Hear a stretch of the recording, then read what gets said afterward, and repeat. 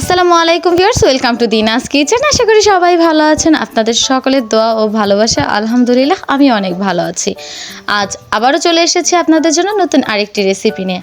আজকে দেখাবো বাসায় বসে মাত্র অল্প কিছু উপাদান দিয়ে কিভাবে একদম সহজে আপনারা এই মজার চিজ বলটি তৈরি করে ফেলতে পারেন। চিজ বল খাওয়ার জন্য আর যেতে হবে না রেস্টুরেন্টে, এখন থেকে বাসায় বসে নিজের ইচ্ছে মতো যত খুশি তত খাবেন। তাহলে চলুন আর দেরি কিসের, এখনই দেখে নিচ্ছি কিভাবে এই চিজ বলটি তৈরি করতে হয়। চিজ বল তৈরির জন্য প্রথমে আমি নিয়ে নিয়েছি দুটি মাঝারি সাইজের আলুকে সিদ্ধ করে স্ম্যাশ করে, এবং সাথে দিয়ে দিচ্ছি 1 চা চামচ পরিমাণ রেড চিলি ফ্লেক্স, 1 চা চামচ পরিমাণ ধনিয়া গুঁড়ো, 1/2 চা চামচ পরিমাণ জিরের গুঁড়ো, আরও দিয়ে দিচ্ছি সাথে 1/2 চা চামচ পরিমাণ গোলমরিচ গুঁড়ো ও 1 চা চামচ পরিমাণ সাদা ম্যাজিক। আপনারা চাইলে নুডলসের মশলাটিও ব্যবহার করতে পারেন। আমি স্পাইসি করে তৈরি করছি, তাই আমি মরিচের পরিমাণটা বেশি নিয়েছি। আপনারা আর একটু কম ঝাল খেতে চাইলে মরিচের পরিমাণটা কম করে নেবেন। এখন আমি এই আলুর পুরটাকে ভালোভাবে মিক্স করে নিচ্ছি। আমি এই পর্যায়ে কোনো লবণ ব্যবহার করিনি, কারণ আমি আলুগুলো সিদ্ধ করার সময় লবণ ব্যবহার করেছিলাম, এতে সল্টি ভাবটা পারফেক্ট থাকে।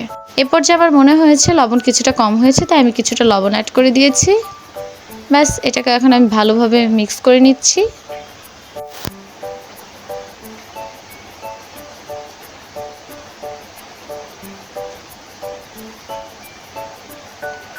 ব্যাস, এই তো তৈরি হয়ে গেল আমার আলুর পুর। এখন আমি নিয়ে নিচ্ছি একটি ডিম, সাথে দিয়ে দিলাম স্বাদ মতো লবণ, ভালোভাবে মিক্স করে নিচ্ছি। এখন নিয়ে নিচ্ছি 1 টেবিল চামচ পরিমাণ ময়দা। ময়দা ব্যবহারের কারণে চিজ বলগুলো অনেকটা ক্রিস্পি হয়। ভালোভাবে মিক্স করে নিতে হবে। এখন আমি হাতে কিছুটা সয়াবিন তেল মেখে নিচ্ছি। এখন আমি আলুর পুরটাকে হাতের তালুতে নিয়ে চ্যাপটা করে 1 পিস করে চিজ দিয়ে দিব। আমি চিজগুলোকে আগে থেকে কিউব করে কেটে রেখেছিলাম। এখন এটাকে ঘুরিয়ে ঘুরিয়ে বল তৈরি করে নেব। ব্যাস, তৈরি হয়ে গেল আমার চিজ বল। এভাবে করে সবগুলো আলুর পুরকে চিজ দিয়ে দিয়ে বল তৈরি করে নিতে হবে।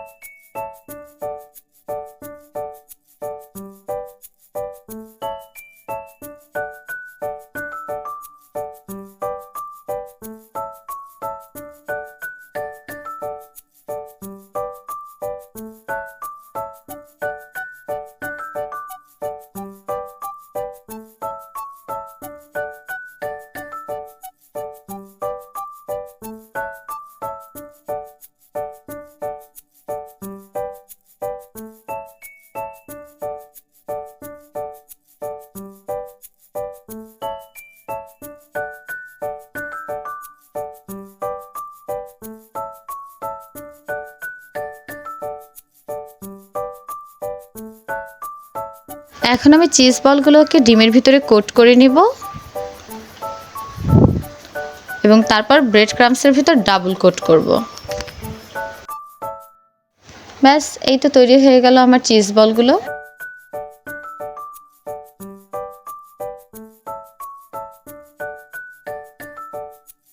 এভাবে করে সবগুলো চিজ বলকে কোট করে নিতে হবে। ব্যাস, আমার সবগুলো চিজ বল কোট করা হয়ে গিয়েছে। এখন আমি চিজ বলগুলোকে ভাজার জন্য চুলায় একটি প্যান দিয়ে দিয়েছি, এবং তাতে 1/2 কাপ পরিমাণ সয়াবিন অয়েল দিয়ে দিচ্ছি, এবং তেলটা ভালোভাবে গরম হওয়ার পর সবগুলো চিজ বলকে এক এক করে ছেড়ে দিচ্ছি। লো টু মিডিয়াম আঁচে এই চিজ বলগুলোকে ভালোভাবে ভাজতে হবে।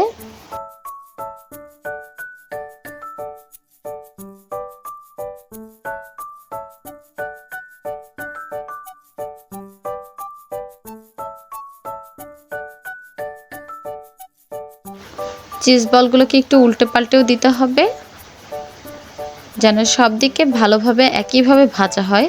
দেখতেই পাচ্ছেন কালারটাও চেঞ্জ হয়ে গিয়েছে অলরেডি।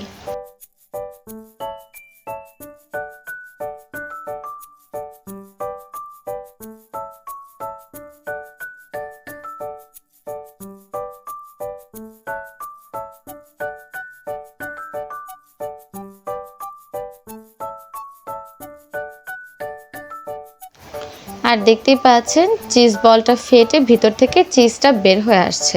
যখনই দেখবেন এভাবে চিজ ভেতর থেকে বের হয়ে আসছে, চিজ বল ফেটে, তখনই বুঝতে হবে ভাজা হয়ে গিয়েছে। এখন আমি এক এক করে সবগুলো তুলে নিব।